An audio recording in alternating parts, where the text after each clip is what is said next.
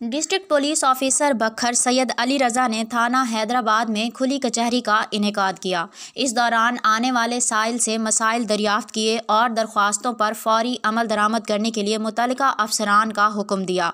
मज़ीद अहवाल जानते हैं बखर से हमारे नुमाइंदे राना अमजद बोबी की इस रिपोर्ट में।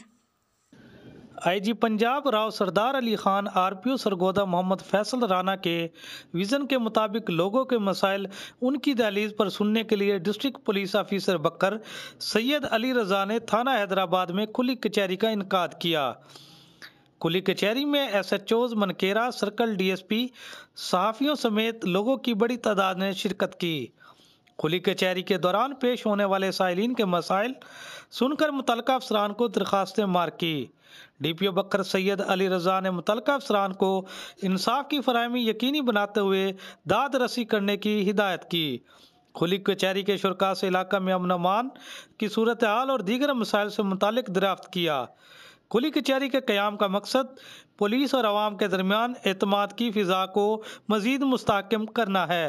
कानून के बराबर नफाज को यकीनी बनाते हुए बरवक्त इंसाफ की फराहमी यकीनी बनाई जा रही है। कैमरामैन इजाज़ हुसैन के साथ राना अमजद बोबी, SM न्यूज़ बखर।